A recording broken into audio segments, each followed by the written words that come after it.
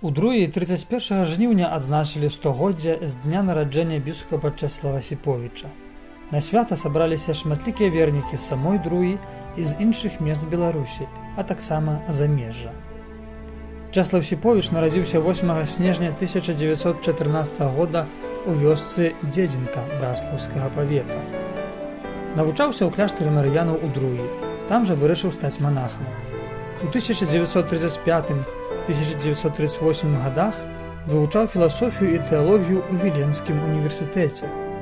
Але закончыць адукацыю яму не далі польскія ўлады, якія выселілі яго разам з іншымі беларускімі марыянамі з друзскага кляштара.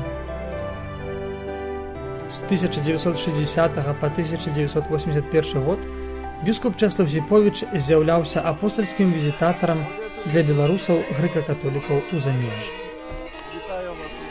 Галоўным госцем на ўрачыстасці ў Друі быў апостальскі нунцый у Беларусі арцыбіскуп Клаўдыё Гуджаротці.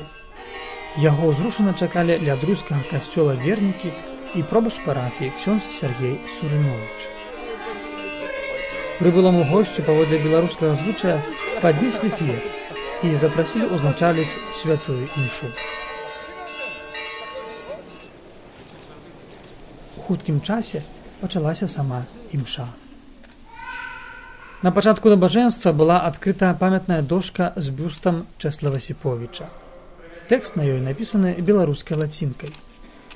Мемарыял падпісаны наступным чынам. Выгнанаму сыну гэтай зямлі удзячныя суродзічы ў Беларусі і замежжы ў 100гадовы юбілей. Апрача апостальскага нунцыя ва ўрачыстай святой імшы прынялі ўдзел біскуп віцебскай дыяцэзіі Олег Буткевіч, апостальскі візітатар для грэка-католікаў у Беларусі архімандрыт Сергей Гаек, асістэнт апостальскага візітатара для беларусаў замежжа айца Александра Нацана, айцец Сергей Стасевіч з Лондона. У канцылебры разам з біскупамі маліліся каталіцкія святары абодвух абрадаў.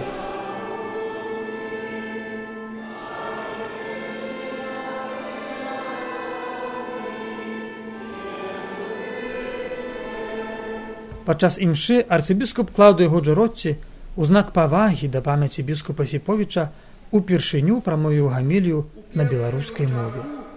У сваім казанні ён распавёў пра нялёгкі шлях беларускага святара.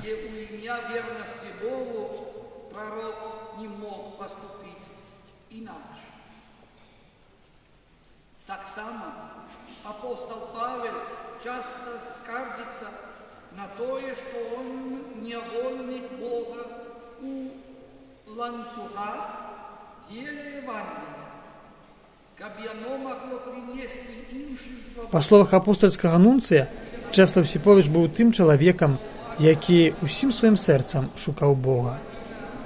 Ён мог бы мець спакойнае законнае жыццё.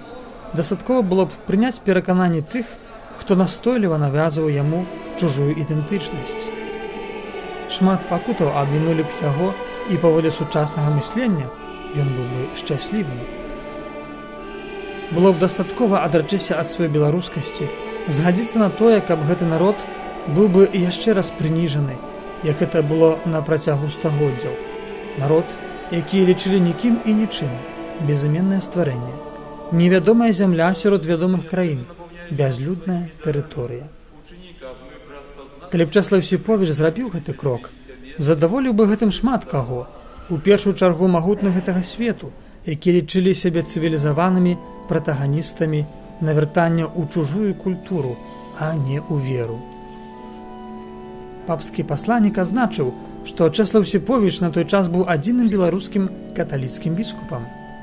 Ён не лічыў сябе героем, а звычайным сведкам веры.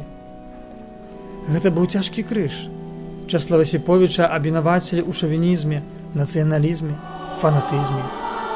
Ён бачыў, як паволі змяншалася паства, бачыў, як паміралі браты, з якімі ён згадзіўся перажываць гэтую прыгоду. Бачыў таксама, што свет, а часта і касцёл, не разумелі добра ягоны народ.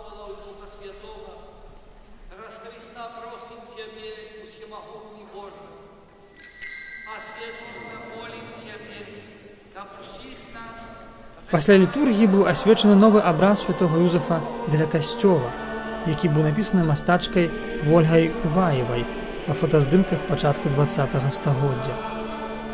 Іерархі па чарзе акрапілі выяву святой вадой. 100-гадовы юбілей біскупа Асіповіча, які падрыхтавалі і адсвяткавалі ў Друі, нагадвае нам, як важна не забывацца пра сваю тоеснасць і быць вернымі сваім продкам. Вера, культура, гісторыя і мова – гэта той дар, дзякуючы якому чалавек застаецца чалавекам, нягледзячы на ўсе выпрабаванні. Біскуп Чэслаў Сіповіч гэта пацвердзіў сваім жыццём і пакліканнем.